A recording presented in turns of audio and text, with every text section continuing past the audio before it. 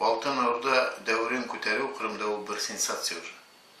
Әле соңгы вакытта анда яшәүче галимнәр, башка милләт галимнәре беренче чираттан татар проблемасын, төрки проблемасын, мусулман проблемасын күрмәскә тырыштылар. Күбрәк Кырымның күп милләтле, күп вакыйгалы җир дип әйтеп йөрделәр. Кимерийцлар, ул чынлап та шулай, кимерийцлар, скифлар, сарматлар, кыпчаклар, һәм башка милләт, болгарлар, греклар һәм башка милләтләрнең тарихи истәлекләрен өйрәнеп тордылар, игътибар иттеләр, ләкин төрки мусулманны проблемаларын күтәрү беренче яктан, икенче яктан Алтын Урданы күтәрү махсус. Ул сенсация, чынлап сенсация, чөнки Кырымда Алтын Урданы өйрәнеп барсалар да, ләкин махсус дәүләт игътибары алай юк иде.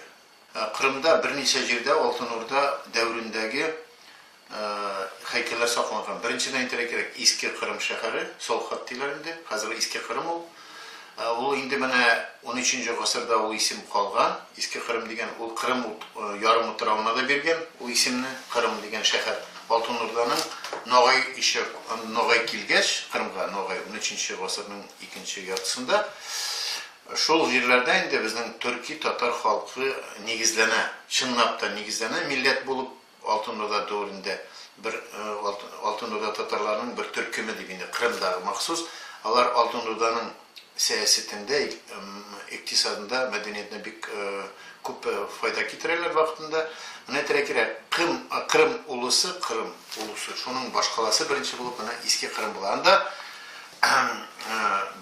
Берке хан вакытында, Үзбәк хан вакытында бик зур һәйкәлләр төзелә. Мәсәлән, менә хәзер архитектураны хәзер алсак, бөтен Алтын Урданың берничә җирдә генә һәйкәлләр калган архитектура. Беренчедән мәдрәсә, мәчет Үзбәкнеке, Үзбәк хан инде Алтын Урданың 14нче гасырда дип әйтергә кирәк. Һәм Бейбарс мәчете дип әйтелә, ул Бейбарс вакытында булмаса да бераз иртәрәк төзелгән. 13нче гасырның 2нче уртасында әйтергә кирәк, ул борынгы мәчетләрнең берсе. Кырымда беренче мәчет, Алтын Урданың иң борынгы мәчетләрнең берсе дип әйтергә була. Менә аны күтәрү, шул проблемалар бик хәзер. Без анда булганда конференциядә беренче фикердә әйттек һәм тәкъдимләрдә әйтеп киттек.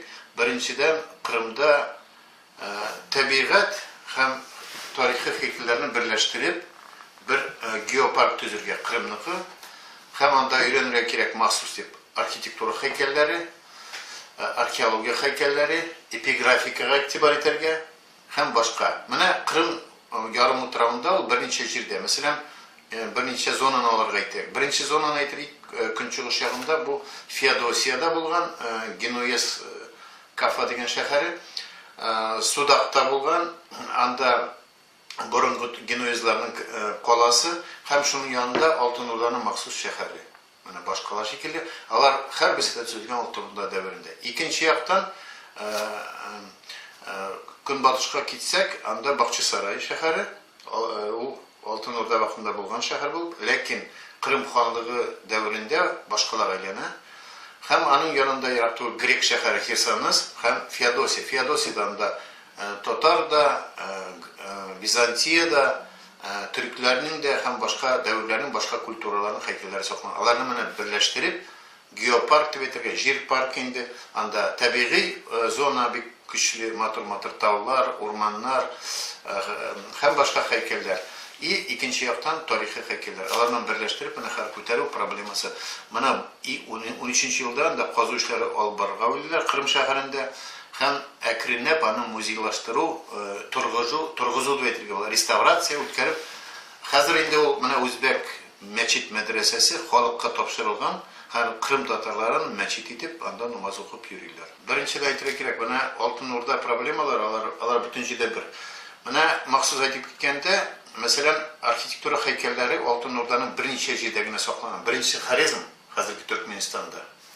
Икенче җир сакланган архитектура һәйкәлләре Болгарда бездә, һәм Татарстанның кайсы җирләрендә. Болгарда беренче чиратта, берничә һәйкәл калган Төньяк Кавказда, И Кырымда менә, Кырымда мен әйтеп киткән истәлекләр как раз шул. Кырым татарлары өметләшәләр Казан татарларына һәм Казанга карыйлар һәрвакыт. Әле күптән түгел генә монда беренче китапханаларның тарихына һәм китапка багышланган бер конференция булган Казанда. Шунда Кырым татарлары вәкилләре килеп киттеләр. Соңгы вакытта безнең элемтә яхшы. Чөнки сез беләсез, безне Кырым татарларын, Казан татарларын, Идел Урал татарларын бүләргә тырышалар һәрвакыт.